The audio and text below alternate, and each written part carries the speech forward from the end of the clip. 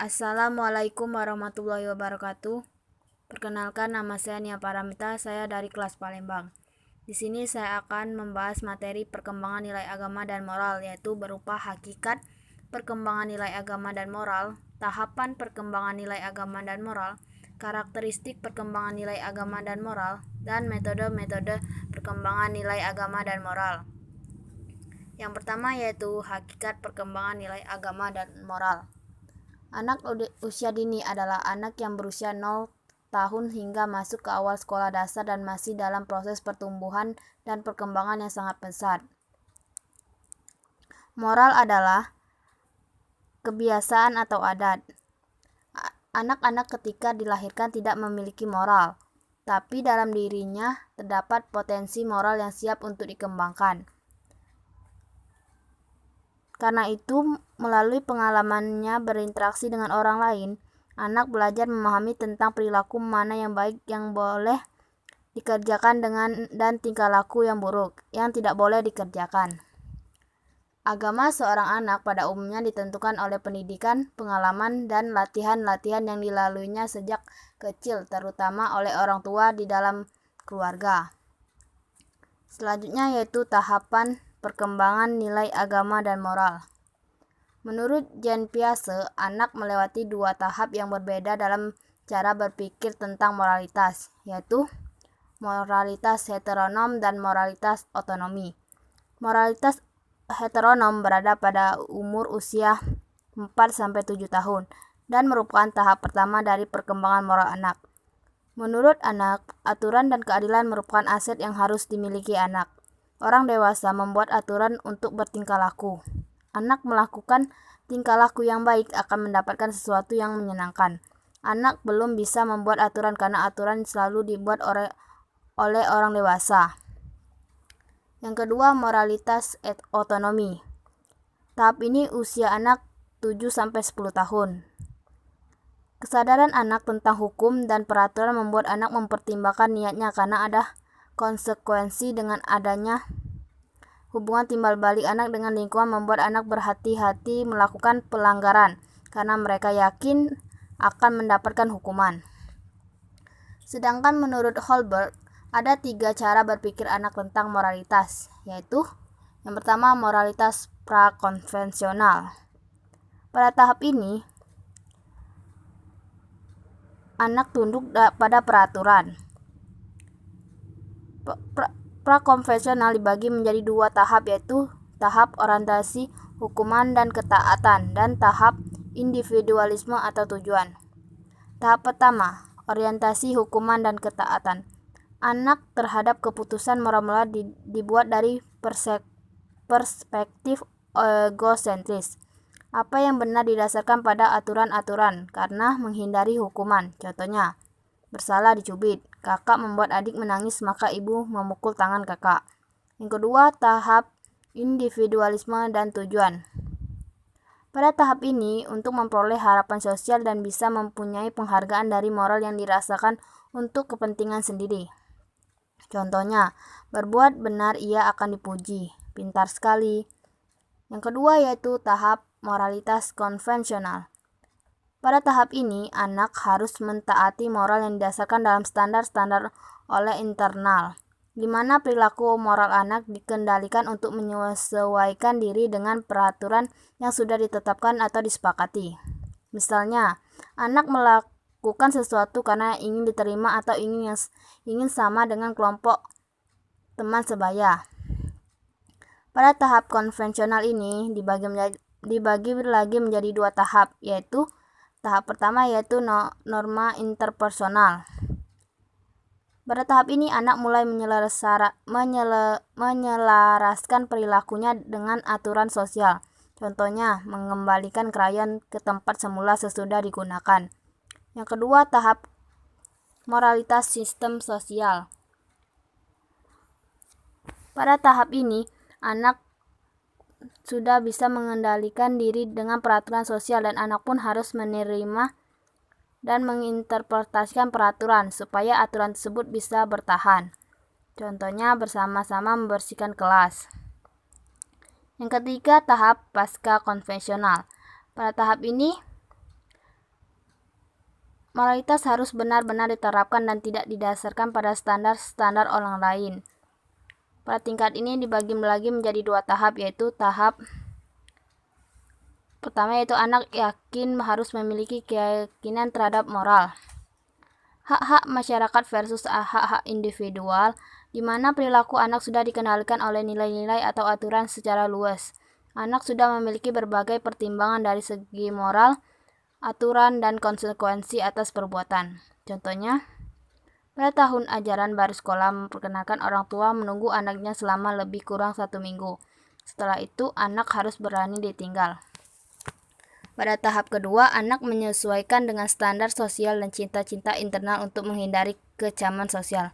Anak berperilaku berlandaskan penghargaan terhadap orang lain pada keinginan pribadi. Contohnya, anak secara sadar merapikan tempat tidur segera setelah ia bangun tidur dengan harapan agar kamarnya selalu dalam keadaan rapi.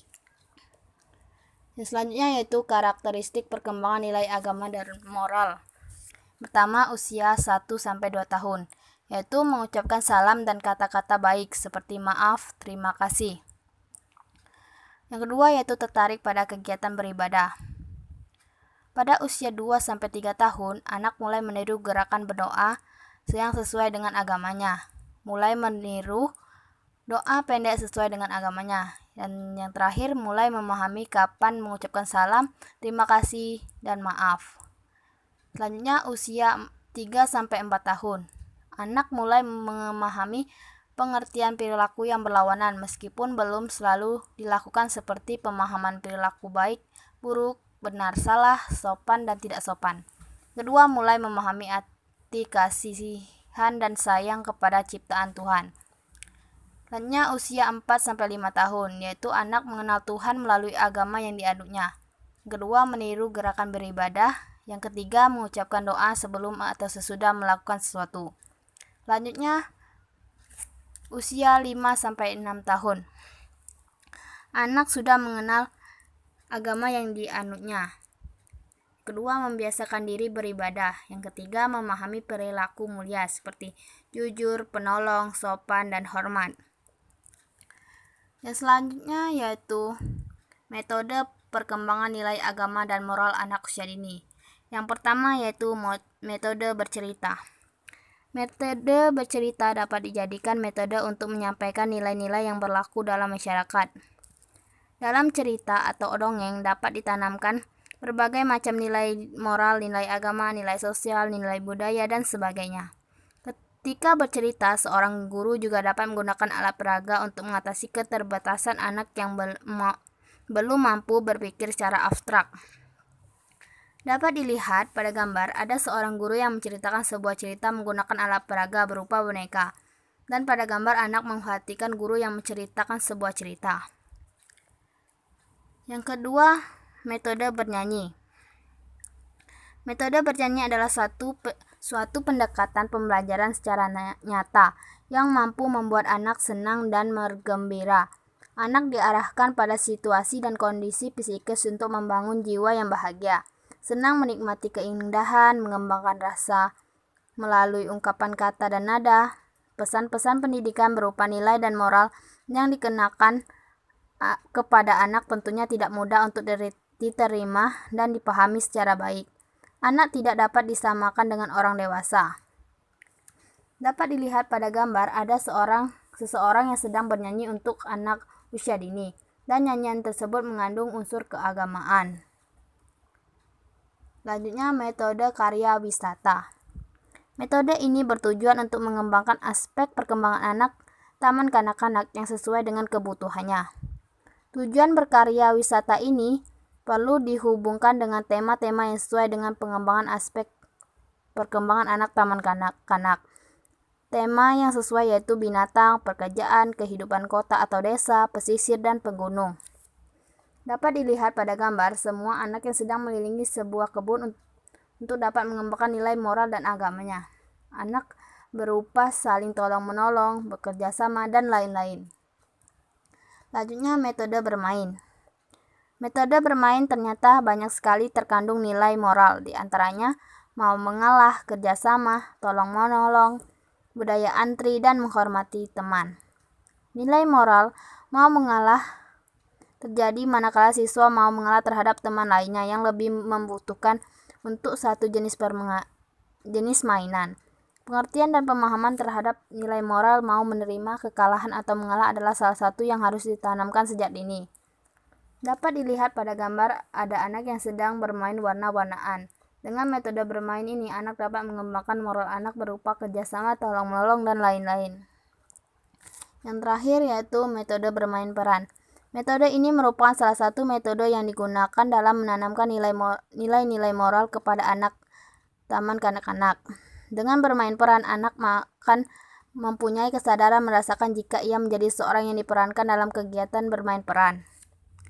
Dapat dilihat, anak bermain peran yaitu menjadi seorang koki atau chef. Dengan metode ini, anak bisa memainkan peran sesuai apa yang diperankan dan dapat juga melatih perkembangan moralnya berupa menghormati teman dan kerjasama. Selanjutnya, kesimpulan. Setiap anak memiliki perkembangan moral yang berbeda. Ada yang memiliki perkembangan moral yang sangat baik dan ada pula yang memiliki perkembangan moral yang kurang baik.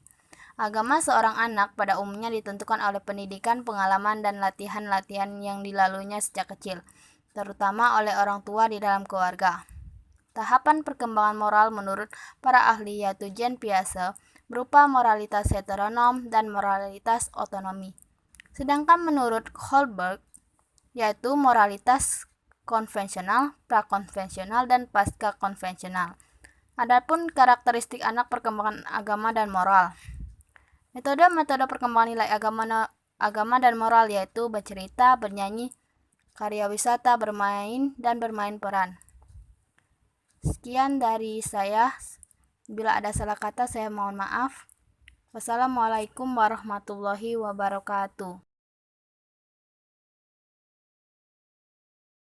Assalamualaikum warahmatullahi wabarakatuh. Waalaikumsalam warahmatullahi wabarakatuh. Sebelum kita mengikuti pelajaran hari ini, berdoa terlebih dahulu. Yuda, pimpin doa terlebih dahulu. Baiklah teman-teman, sebelum belajar terlebih dahulu kita membaca doa. Mulai. Bismillahirrahmanirrahim. Alhamdulillahirabbil alamin. Ar-Rahmanir-Rahim. Maliki yaumiddin. Iyyaka na'budu wa iyyaka nasta'in. Ihdinas siratal mustaqim. Siratal ladzina an'amta 'alaihim ghairil maghdubi 'alaihim waladdallin. Amin. Baiklah, pelajaran hari ini yaitu tata cara berwudu.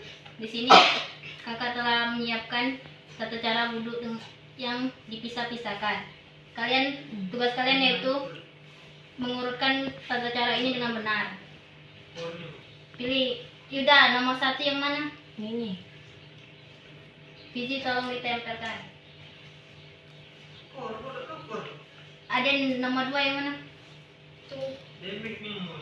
Tempelkan. Yuda, nomor 3 yang mana?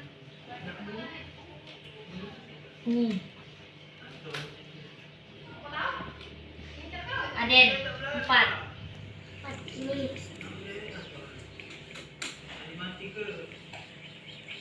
Yuda.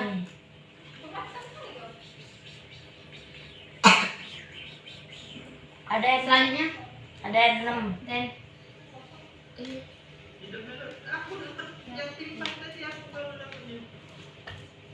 Nih.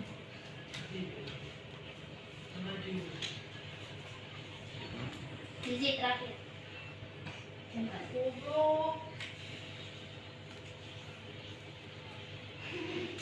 Oke, pertama-tama sebelum mengambil wudhu itu apa dulu?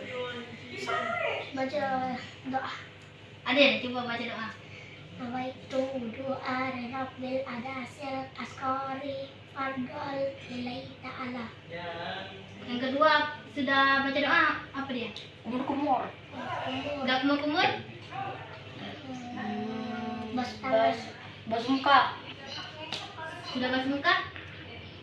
basuh tangan, Basuh tangan. Sudah basuh tangan? Basuh rambut. kuning, Telinga. sudah telinga, Kaki. kaki.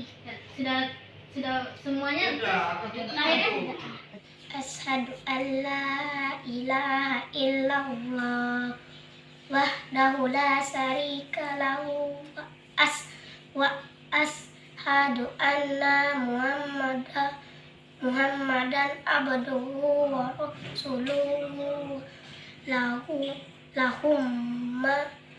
maj'alni minat tawwabina waj'alni minal mutatahhirina waj'alni min ibadikas sholihin. Apakah adik-adik sudah mengerti dengan tata cara berwudu dengan benar? Sudah, Kak.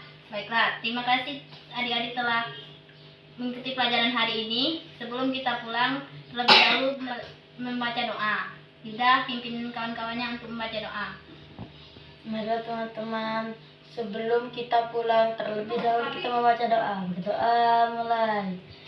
Al-asri innal insana lafi khusri innal ladzina amanu wa amilus solihati wa tawasau bil haqq wa tawasau bis sabr. Shadaqallahul azim.